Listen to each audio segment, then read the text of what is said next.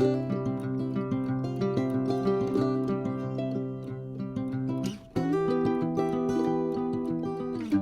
and welcome to The Bottom Line. I'm Pastor Paul Steele from Bethlehem Church in Austin, Minnesota. The Bottom Line is our weekly summary of the previous Sunday's sermon. Now, on Sunday, we started a brand new sermon series called Kept for Christ as we look at the book of Jude. Jude is a short little book. It's one of the shortest books in the Bible. It's only one chapter long, and it was written by the brother of Jesus. And the purpose of Jude, the reason that Jude was writing this book was to encourage Christians to defend the faith against false teaching. One of the things that we should notice as we read through the New Testament is the number of times that the authors warn about false teachers and false teaching.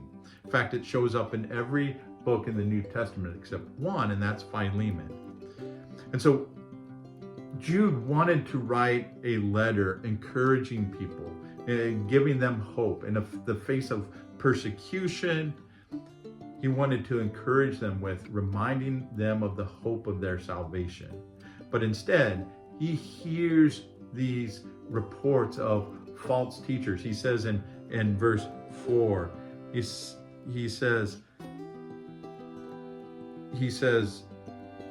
I say this because some ungodly people have wormed their way into your churches. They've wormed their way into your churches. Be on guard. And so Jude wants these Christians to be aware of what is happening and understand that they have a responsibility to defend the faith. This is what he writes in verse 3. But now I find that I must write about something else, urging you to defend the faith that God has entrusted once for all time to his holy people. So this is a faith that God has delivered to us. He has given to us. It has come down from Jesus through the apostles, through the Bible to us. It's a sacred trust that God has given to us. And part of our responsibility is to be good stewards of that so that we can pass it on to the next generation. You see, we're not just saved, we're called and we're loved and we're kept by Jesus himself. We're not just church attenders, we are guardians of the Christian faith. We're not just students of the word, we are part of God's defense line for the gospel in this generation, in this time. And so for us to be good defenders of the faith, we should ask ourselves these questions, or at least these types of questions. Do I know the core truths of the faith to live them out in my life? One of the best things that we can do to defend the faith is to actually live it out so that people can see see that we take it seriously, they can see that it does make a difference in this world. Another question we should ask ourselves is this: am I grounded in Scripture so that I can recognize error? See, the thing with false teaching is it's going to sound good. It's going to sound like truth. And unless we know what the truth really is, unless we have so familiarized ourselves with the truth that when the counterfeit comes our way, we may not be able to recognize it. And so we need to be able to know the truth so that when these falsehood comes our way, no matter how good of a forgery it may be, we can spot it. And the last question here that we should ask ourselves is, where in my life am I tempted to misuse grace or fudge the truth? See, these false teachers that Jude is talking about, they were twisting Scripture. They were saying, hey, it's okay to sin. You don't have to worry about sin. God's grace is going to cover it all.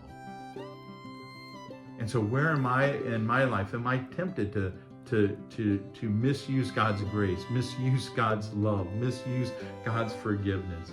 Where am I tempted to fudge a little so that I can make things seem more appealing to the world around us? We need to be aware of these things. Stay alert, stay rooted, stay ready. Defend the faith with courage, clarity, and compassion. So our big idea here is we are called to defend the faith from all those who wish to distort it. We are called to defend the faith from all the from all those who wish to distort it. And our challenge is this week to pray that God will raise up defenders of the faith in this generation.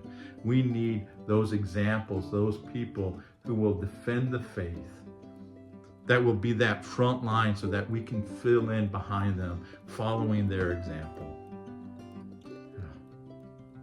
We need to know the truth, live the truth. And when we do those two things, then we are able to defend the faith that has been handed down to us. Hey, thank you for being part of Bethlehem. Thank you for watching. And I want to invite you once again to join us Sunday mornings at 10:30. You can join us here on YouTube.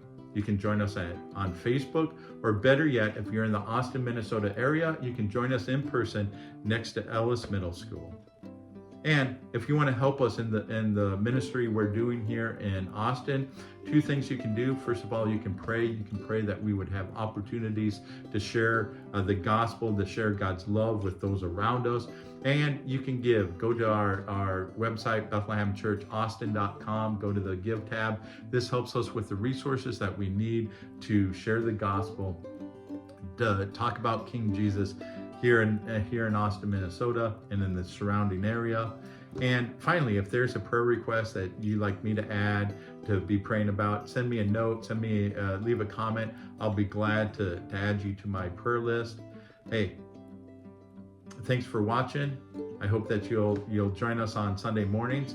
Have a wonderful rest of the week, and God bless.